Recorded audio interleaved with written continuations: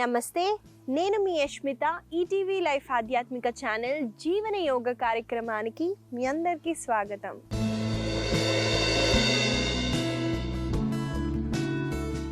ఎలా ఉన్నారండి మీరంతా? నేనైతే చాలా బాగున్నానండి. మీరందరూ కూడా బాగుంటారు, ఎందుకంటే మీరు జీవన యోగాని అలవాటు చేసుకున్నారు కాబట్టి. ఇవాళ మన సాధనాన్ని మొదలు పెట్టే ముందు మనము జలపాతాలని చూస్తామండి. వాటర్ ఫాల్స్ని చూసినప్పుడు, నేచర్ని చూసినప్పుడు ఇలా మనకి ఎంత మంచి భావన ఉంటుందో, అలాగే ఇదంతా పాజిటివ్ సైడ్ అండి. నేచర్లో ఉన్న అందం ఇవన్నీ చూడటం పాజిటివ్ సైడ్ అండి. నేచర్లో నెగిటివ్ సైడ్ కూడా ఉంటుందండి. చూడండి, ఒక మృగం ఇంకో మృగాన్ని చంపుకొని తింటుంది. మనకి సముద్రాల దగ్గర జరిగే ఘటనలు కానివ్వండి, అగ్నితో జరిగే ఘటనలు కానివ్వండి, ఇలాంటివి మనం చాలా చూస్తున్నాం. దీన్నే పంచమహాభూతాలు అని అందుకే అంటారండి. కాబట్టి నేచర్కి పాజిటివ్ సైడ్ ఎలా ఉంటుందో నెగిటివ్ సైడ్ కూడా ఉంటుందండి. ఇప్పుడు కలికాలంలో జరిగేవి అన్నీ ఏదైతే ఘోరాలు, నేరాలు, ఎన్ని పాపాలు ఇవన్నీ జరుగుతున్నాయో దీన్ని బ్యాలెన్స్ చేయడానికి నేచర్ అంటే పాజిటివ్ నెగిటివ్ అన్నాను కదండి, నేచరే నెగిటివ్ నుండి పాజిటివ్కి కన్వర్ట్ అవుతుందండి. అది ఒక సర్కిల్. నేనేం చెప్తానంటే, నేను చాలా ట్రస్ట్ చేసేది ఏంటంటే, ఇన్ని పాపాలు ఇన్ని ఘోరాల మధ్యలో తప్పకుండా ఈ కాలంలో చాలామందికి స్పిరిచువాలిటీ మీద చాలా మంచి ఒపీనియన్ వస్తుందండి. అందుకే ఈ మధ్య అందరూ చూస్తే చాలామంది గుళ్ళలకు ఎక్కువ వెళ్తున్నారు. వాళ్ళల్లో ఈ భావన, ఆధ్యాత్మికమైన భావం ఎక్కువగా కలుగుతుందండి. ఎందుకంటే నేచర్ పనే అదండి. పాజిటివ్ నుంచి నెగిటివ్కి కన్వర్ట్ అవ్వడానికి, నెగిటివ్ నుంచి పాజిటివ్కి కన్వర్ట్ అవ్వడానికి. కాబట్టి ఈ కాలంలో ప్రతి ఒక్కరికి ఆ భావన వస్తుంది. కాబట్టి ఆధ్యాత్మికంగా ఇంకా మనము ముందుకు వెళ్ళటానికి యోగా సాధనాలు మనకి చాలా మంచి వెపన్ అనుకోండి. కాబట్టి తప్పకుండా మీ ఈ జీవన యోగాని ప్రతిరోజు చేయండి. అలాగే ఆధ్యాత్మికంగా కూడా మీరు పెరగాలని నేను ఆశిస్తున్నాను. ఇలాంటి ఒక పాజిటివ్ నోట్తో మన సాధనాన్ని అయితే మొదలు పెడదాము. ముందుగా మనము వార్మప్స్తో స్టార్ట్ చేద్దామండి. నేను సుఖాసనాలో కూర్చున్నాను కాబట్టి చూడండి, 2 లెగ్స్ని ముందుకి స్ట్రెచ్ చేస్తున్నాను. స్ట్రెచ్ చేసిన తర్వాత కుడి కాళ్ళని నేను ఎడమ తొడ పై భాగంలో పెట్టానండి. శ్వాసని తీసుకుంటూ మీ కుడి మోకాలని బి వైపున తీసుకొని రాని, శ్వాసని వదులుతూ కింద వైపున పుష్ చేయండి.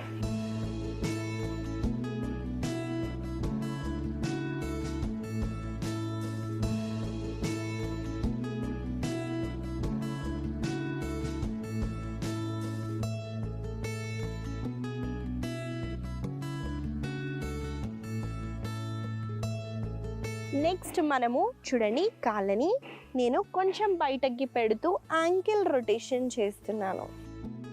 శ్వాసని తీసుకుంటూ మీ యాంకిల్ని పైకి లిఫ్ట్ చేయండి, శ్వాసని వదిలేటప్పుడు డౌన్. ఈ మూమెంట్ని చేయండి.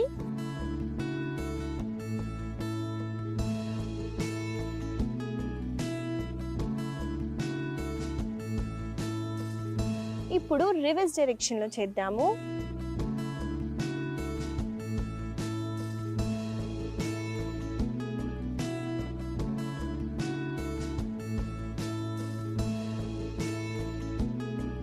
మెల్లగా మీ కుడి కాళ్ళని రిలాక్స్ చేయండి. మీ తొడ కింద భాగంలో పెట్టండి. శ్వాసని తీసుకుంటూ మీ కుడి కాళ్ళని పైకి స్ట్రెచ్ చేయండి, శ్వాసని వదులుతూ డౌన్. ఈ మూమెంట్ని కంటిన్యూ చేద్దాము.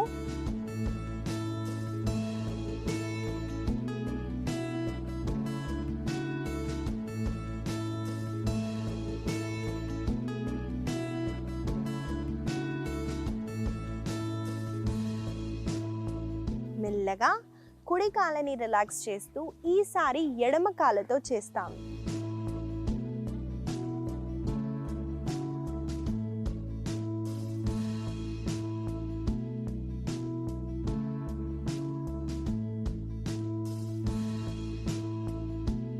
ఇప్పుడు ఎడమ కాళ్ళని బయట పెడుతూ యాంకిల్ రొటేషన్ చేయండి.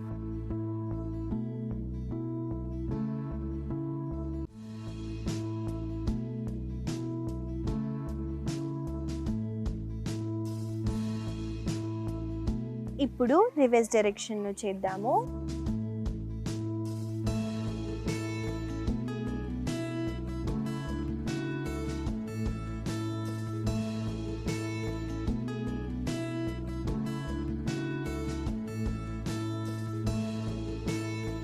అలాగే ఎడమ కాళ్ళని రిలాక్స్ చేస్తూ 2 చేతుల వేళ్ళని మీ తొడ కింద భాగంలో పెడుతూ శ్వాసని తీసుకుంటూ ఎడమ కాళ్ళని పైకెత్తండి. అలాగే శ్వాసని వదులుతూ డౌన్. కంటిన్యూ చేయండి ఈ మూమెంట్ని.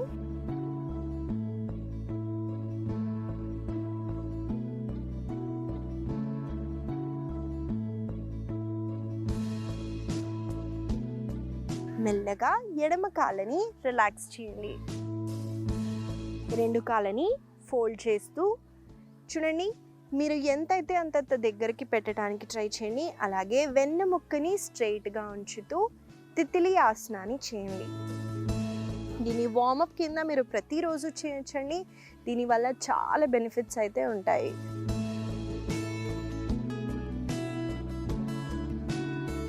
కొంచెం స్పీడ్గా చేయడానికి ట్రై చేయండి.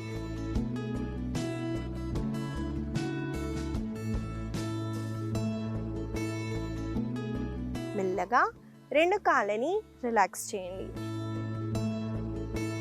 ఈసారి 2 చేతులని ముందుకి స్ట్రెచ్ చేస్తూ చేతి వేళ్ళని మీ భుజాల పైన పెడుతూ చూడండి, షోల్డర్ రొటేషన్ చేయండి.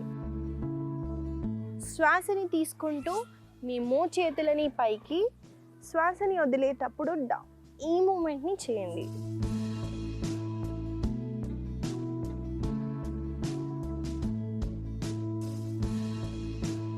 ఈసారి రివర్స్ మూమెంట్ చేద్దాము.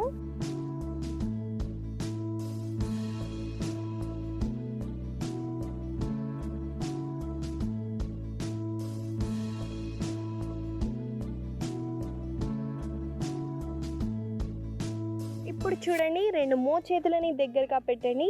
శ్వాసని తీసుకుంటూ కుడి మోచేతిని పైకి, అలాగే ఎడమ మోచేతిని కిందికి. మళ్ళీ ఆల్టర్నేటివ్గా మోచేతులని మార్చండి.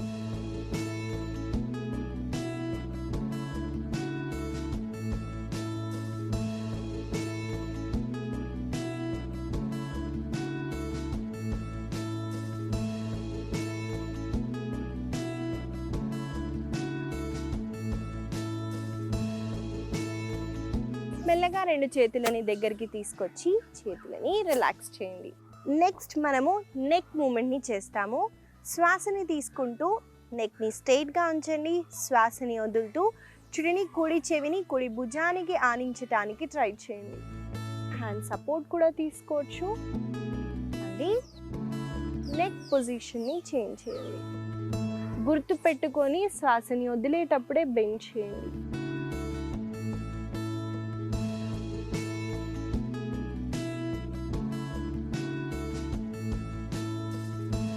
మెల్లగా సెంటర్కి వచ్చేసి రిలాక్స్ అవ్వండి. మనము ఆసన సాధనాన్ని మొదలు పెట్టే ముందు నేచర్లో పాజిటివ్ నెగిటివ్ ఎలా ఉంటాయి, అలాగే మనకి కలికాలంలో జరిగే ఘోరాల నుంచి పాజ్ వచ్చి చాలామందికి ఆధ్యాత్మికంగా గ్రో అవుతుంది అని చెప్పాను కదండి. ఆధ్యాత్మికంగా గ్రో అవ్వటానికి చాలామంది గుళ్ళల్లోకి ఈ మధ్య ఎక్కువగా వెళ్ళటం నేను గమనిస్తున్నానండి. దానితో పాటు సెల్ఫ్గా రియలైజేషన్ అవ్వటం, మనం ఏం చేస్తున్నామో కాన్షియస్గా ఉండటం, అలాగే లెసన్స్ని లెర్న్ చేయటం, ఏమైనా తప్పు చేస్తే దీన్ని ఎలా సరిదిద్దుకొని నేను ఎలా గ్రో అవ్వాలి అని ఆలోచించటం కూడా ఆధ్యాత్మికమే అండి. కాబట్టి ఆధ్యాత్మికంగా గ్రో అవ్వటానికి చిన్న వయసు నుంచే రియలైజేషన్ అంటే ఏంటి, మంచి ఏంటి, చెడేంటి, మనము కొంచెం టైం తీసుకొని మన పిల్లలను కూడా నేర్పించడం చాలా అవసరం. కాబట్టి మనం కలిసి ప్రాక్టీసెస్ని చేద్దాము, ఇంకా ఆధ్యాత్మికంగా గ్రో అవుదాం. ఇవాళ మనం మొదటిగా చేయబోయే ఆసన పేరు తిర్యక్ తాడాసన. చూసేద్దామండి ఆసన ఎలా చేయాలో. ఈ ఆసన చేయడానికి నేను ముందుగా తాడాసనాలు నిల్చుంటున్నాను. అంటే 2 కాళ్ళని మోకాళ్ళని జోడిస్తూ తాడాసనాలు నిల్చోండి. శ్వాసని తీసుకుంటూ 2 చేతులని పైకెత్తండి. చూడండి, బ్యాలెన్స్ చేయటం కొంతమంది కష్టంగా ఉంటుంది. అలాంటి వాళ్ళు కాళ్ళని కొంచెం డిస్టెన్స్గా పెట్టచ్చు. అంటే హిప్ ఎంత ఉందో అంత డిస్టెన్స్ని పెట్టండి. ఇప్పుడు శ్వాసని తీసుకుంటూ మీ వెన్నుముక్కని పైకి స్ట్రెచ్ చేయండి. శ్వాసని వదిలేటప్పుడు చూడండి, కుడి వైపున బెండ్ అవ్వండి.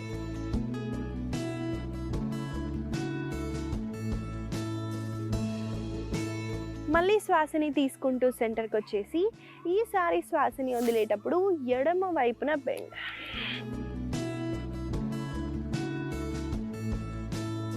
మళ్ళీ మెల్లగా సెంటర్కి వచ్చేసి చేతులని ఆ తర్వాత కాళ్ళని రిలాక్స్ చేయండి. ఇక్కడ చాలామంది చేసే కామన్ మిస్టేక్ ఉంటుందని, మనము శ్వాసని తీసుకొని శ్వాసని వదిలేటప్పుడు బెండ్ అన్నాను కాబట్టి ఇలా బెండ్ అవుతారు. ఇలా బెండ్ అవుతే చూడండి నా వెన్నుముక్క, నా పోస్చర్ ఎలా ఉందో. అలాగే ఇప్పుడు చూడండి నేను ఛాతీని ఓపెన్ చేసి ఇలా బెండ్ అవుతాను. ఇక్కడ మనకి మంచి స్ట్రెచ్ అన్నది ఉంటుంది. యోగాలో మనకి అలైన్మెంట్ అన్నది చాలా ముఖ్యం కాబట్టి ఈ తిర్యక్ తాడాసన చేసేటప్పుడు మీ భుజం కిందికి కాకుండా ఛాతీని ఓపెన్ చేయడానికి ట్రై చేయండి. దానివల్ల ఆసన వల్ల కలిగే లాభాలు అయితే ఉంటాయి. తిర్యక్ తాడాసన చేయటం వల్ల మనకి సైడ్లో చాలా మంచి స్ట్రెచ్ ఉంటుంది కాబట్టి ఇక్కడున్న ఫ్యాట్ని తగ్గించడానికి, ఇక్కడ ఎందుకంటే ఆబ్లిక్ మజిల్స్ ఉంటాయండి, మనకి ఆబ్లిక్ మజిల్స్ని మంచి స్ట్రెచ్ చేయడానికి చాలా బెనిఫిషియల్గా ఉంటాయి. కాబట్టి మనం కలిసి ఈ ఆసనాన్ని కొన్నిసార్లు అయితే చేద్దాము. నాతో పాటు మీరు చేయండి.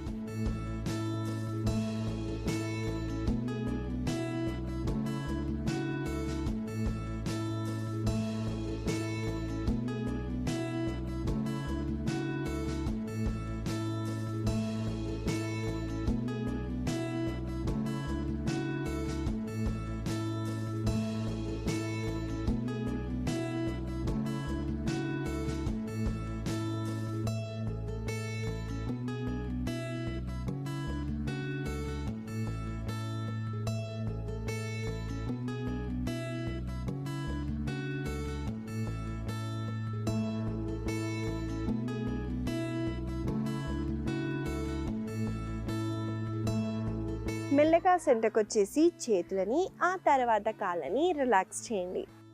ఇదండి తిర్యక్ తాడాసన. ఈ ఆసన వల్ల కలిగే లాభాలని కూడా చెప్పాను కాబట్టి తప్పకుండా ఈ ఆసనాన్ని ప్రతిరోజు ప్రాక్టీస్ చేయండి. మనము తర్వాత చేయబోయే ఆసన పేరు మేరుదండాసన.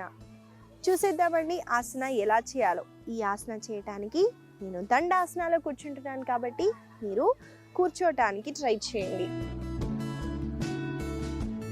మేరుదండాసన చేయటానికి రెండు కాళ్ళని మనం స్ట్రెచ్ చేస్తూ కాళ్ళ వేలని మీ వైపున ఫేస్ చేసి ముందుగా దండాసనాలో కూర్చోండి.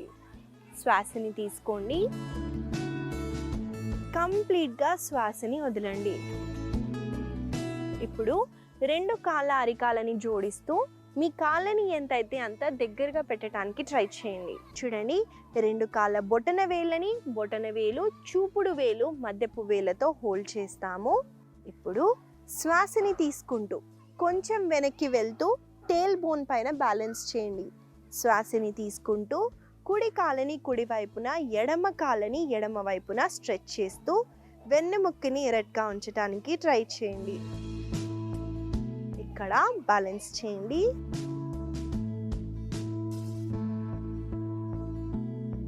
మెల్లగా రెండు కాళ్ళని రిలాక్స్ చేయండి. ఈ ఆసనాలో మనం రెండు కాళ్ళని స్ట్రెచ్ చేయలేకపోతే ఒక కాళ్ళని స్ట్రెచ్ చేయండి. ఇక్కడ మనం బ్యాలెన్స్ చేస్తాము. ఆ తర్వాత ఇంకో కాళ్ళని స్ట్రెచ్ చేయండి. ఇలా చేసినా కూడా సేమ్ అవే బెనిఫిట్స్ వస్తాయండి. రెండు కాళ్ళని చేయటం కష్టంగా ఉంటే. మేరుదండ అంటేనే వెన్నుముక్క అండి. వెన్నుముక్కని స్ట్రెంగ్తెన్ చేయటానికి ఈ ఆసన చాలా బెనిఫిషియల్గా ఉంటుంది. అలాగే కాళ్ళల్లో ఉన్న వెనకాల భాగంలో హామ్స్ట్రింగ్స్కి చాలా మంచి స్ట్రెచ్ ఇస్తుంది. కాబట్టి మనం కలిసి ఈ ఆసనాన్ని కొన్నిసార్లు చేద్దాము. నాతో పాటు మీరు చేయండి.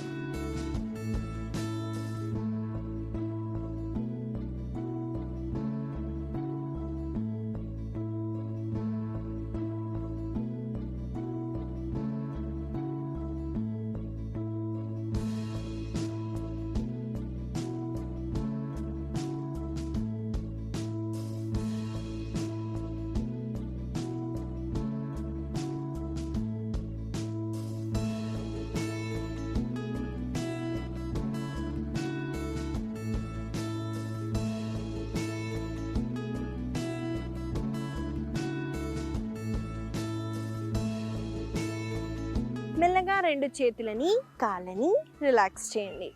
ఇదండి మేరుదండాసన.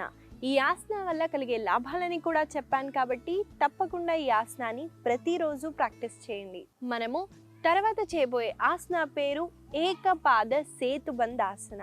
చూసేద్దామండి ఆసన ఎలా చేయాలో. ఈ ఆసన చేయటానికి ముందుగా మన వీపు వైపున అంటే శవాసనాలు పడుకోవాలి కాబట్టి నా పొజిషన్కి వచ్చేస్తున్నాను.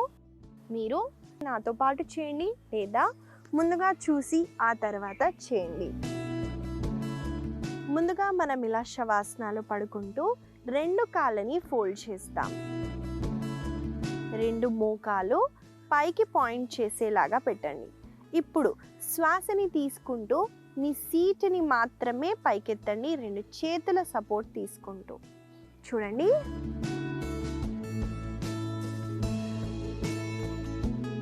కుడి కాళ్ళని మాత్రమే పైకెత్తండి. మళ్ళీ శ్వాసని వదులుతూ డౌన్. శ్వాసని తీసుకుంటూ మళ్ళీ పైకి, శ్వాసని వదులుతూ డౌన్. చూసారు కదండి, ఆసన ఎలా చేయాలో చూపించాను. మనం కలిసి ఆసనాన్ని కొన్నిసార్లు చేద్దాము. నాతో పాటు మీరు చేయండి.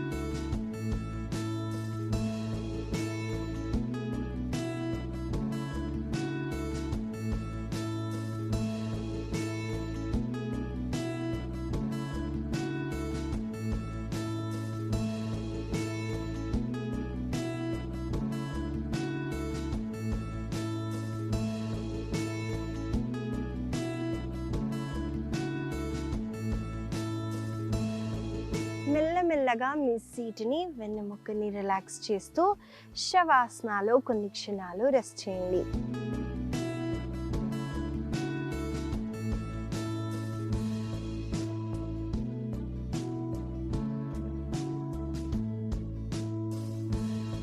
మెల్లగా ఒక వైపున తిరుగుతూ సుఖాసనాలో కూర్చోండి. ఇదండి ఏకపాద సేతుబంద్ ఆసన. ఈ ఆసన చేయటం వల్ల మనకి వెన్నుముక్క దగ్గర మంచి బ్యాక్ బెండింగ్ జరుగుతుంది. కాబట్టి బ్యాక్ మజిల్స్ని స్ట్రెంథెన్ చేయడానికి, అలాగే కాళ్ళని మనం పైకి కిందికి లిఫ్ట్ చేసే ప్రాసెస్లో మనకి ఈ భాగంలో చాలా మంచి స్ట్రెచ్ ఉంటుంది. అలాగే హ్యాండ్స్ పైన వెయిట్ పడుతుంది కాబట్టి హ్యాండ్ స్ట్రెంగ్త్ పెంచడానికి కూడా చాలా బెనిఫిషియల్గా ఉంటుంది. మనకి ఇక్కడ కాంట్రాక్షన్ జరగటం వల్ల థైరాయిడ్ ఇష్యూస్ వాళ్ళకు కూడా చాలా బెనిఫిషియల్ అండి. కాబట్టి తప్పకుండా ఈ ఆసనాన్ని ప్రతిరోజు ప్రాక్టీస్ చేయండి. ఇవండి ఇవాళ మన ఆసనాలు. మనం ముఖ్యంగా స్ట్రెంథనింగ్ ఆసనాలని అలాగే ఫ్లెక్సిబిలిటీ పెరగటానికైతే చేశాము. వీటిని గుర్తుపెట్టుకుంటూ రోజు పొద్దున్న సాయంత్రం వేళలో తప్పకుండా ప్రాక్టీస్ చేయండి.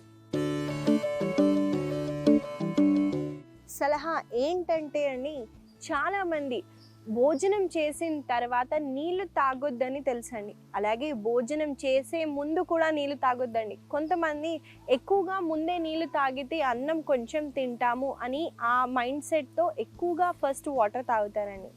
దానివల్ల జఠరాగ్ని అంటే డైజెస్టివ్ ఫైర్ అన్నది స్లో అయిపోతుంది. దానివల్ల మీరు వేసిన ఫుడ్ అనేది మంచిగా డైజెస్ట్ అవ్వదు.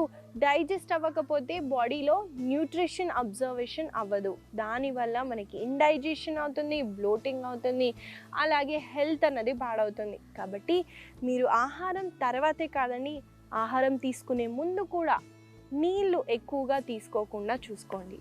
ఈ చిన్న సలహా మీకు ఉపయోగపడుతుందని ఆశిస్తూ మళ్ళీ కలుద్దాం.